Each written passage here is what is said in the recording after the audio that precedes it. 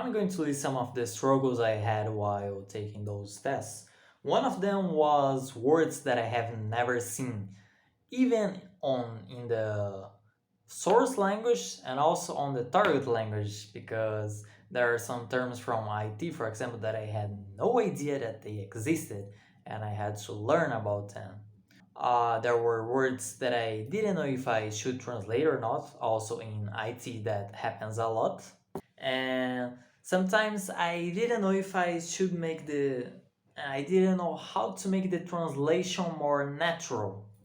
Sometimes it would look kind of stiff, and I was like, I don't like that. One thing that happened quite a lot is that there would be mistakes in the source text, and I was like, should I keep these mistakes as they are? For example, if it is a formatting mistake and apostrophe instead of a dot, should I correct that or not? And what helped me to overcome those struggles were basically my two greatest weapons. And they were the internet, that contained a lot of sub-weapons, and my friends. And basically, they would give me advice of what would they do if they were in my place taking that test. And the internet, it basically helped me with IT translation tests, because I've had to find some glossaries, and I've only learned about glossaries recently, and man, they really help you a lot. And yeah, what I would do while taking those tests is, for example, if it was a game test, I would try to find what game I was translating.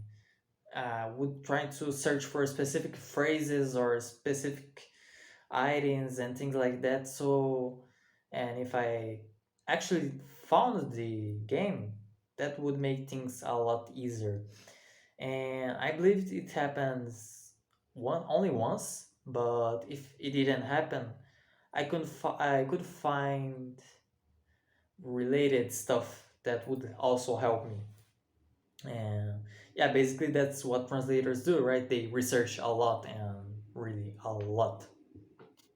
Something that I also struggle is, or actually something that I don't have any idea of how it works, is how they are going to correct those translation tests, because sometimes I'm afraid that they're just going to copy and paste it into machine translation and see if it's somewhat similar or not.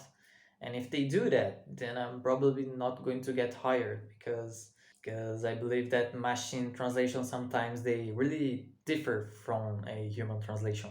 So yeah, if you could give me any tip or advice for the future tests that I'm going to take, I would be really grateful to read your comments. So basically what I've learned is I've learned a lot how to research specific terms, be it either using glossaries or actually researching on the internet and asking my friends advice.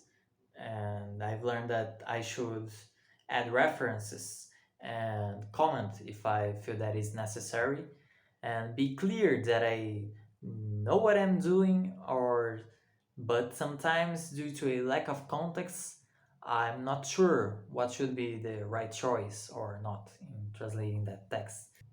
But yeah, this has been my experience so far. Please feel free to tell me if you think I'm doing something wrong, and also feel free to share your experience with translation tests. I would find that really helpful. And yeah, that's it for today's video. Thank you for watching. I see you on the next video. Bye bye.